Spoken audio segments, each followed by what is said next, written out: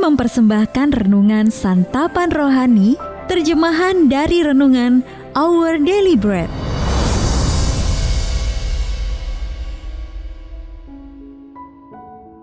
Untuk menerima notifikasi video baru kami, silakan tekan tombol subscribe dan tanda lonceng di bawah ini.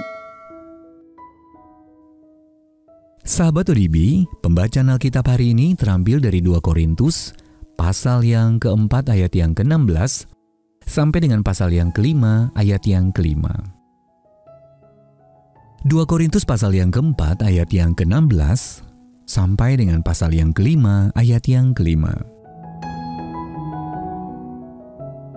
Jangan tawar hati, juga waktu menghadapi maut. Sebab itu kami tidak tawar hati. Tetapi meskipun manusia lahiriah kami semakin merosot, namun manusia batiniah kami dibaharui dari sehari ke sehari.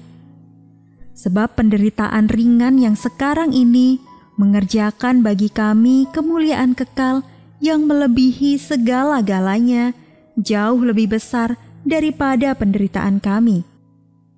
Sebab kami tidak memperhatikan yang kelihatan, melainkan yang tak kelihatan.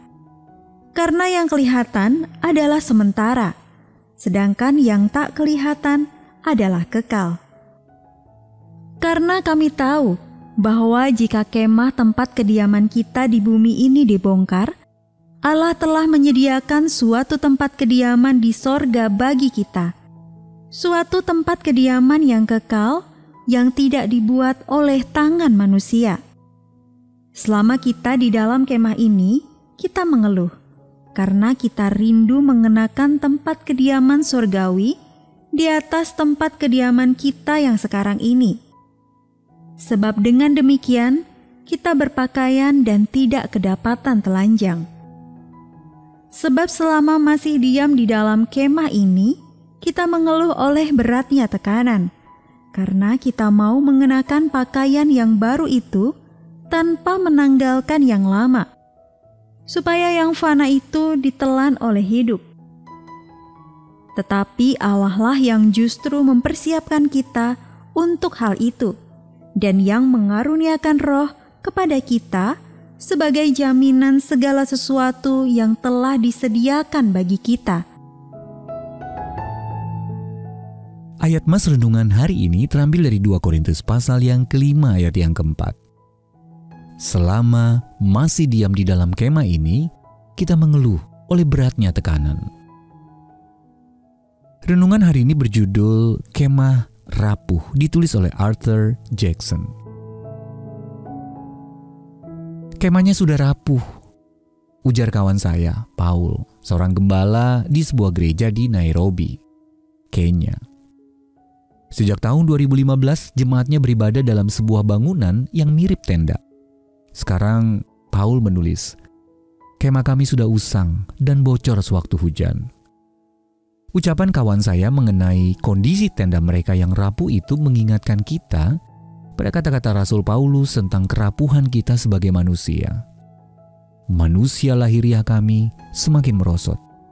Sebab selama masih diam di dalam kemah ini kita mengeluh oleh beratnya tekanan.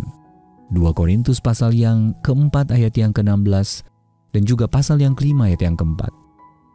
Meski kesadaran akan keberadaan manusiawi kita yang rapuh terjadi relatif awal dalam masa hidup ini, tetapi seiring dengan bertambahnya usia kita pun semakin menyadarinya.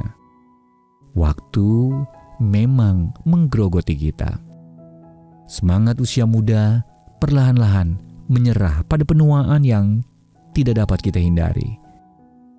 Tubuh kita, kemah kita menjadi kian rapuh. Namun tubuh yang rapuh tidak perlu diikuti dengan iman yang rapuh juga. Pengharapan dan semangat kita tidak perlu pudar seiring bertambahnya usia. Sang Rasul berkata, sebab itu kami tidak tawar hati. Dia yang telah menciptakan tubuh kita telah berdiam di dalam kita melalui Roh-Nya. Jadi ketika tubuh ini tidak lagi terpakai, kita akan memiliki kediaman yang tidak akan pernah rusak. Suatu tempat kediaman di surga bagi kita. Suatu tempat kediaman yang kekal, dari Allah. Sahabat ODB, bagaimana perasaan Anda mengetahui bahwa Kristus tinggal di dalam Anda melalui Roh-Nya? Ketika Anda mengeluh, bagaimana doa dapat membantu Anda? Mari kita berdoa. Ya Bapa, terima kasih atas kehadiran-Mu yang tak berkesudahan. Saat fisikku melemah, tolonglah aku untuk mempercayai-Mu sembari aku menantikan tempat tinggal abadi yang akan bertahan selamanya. Amin.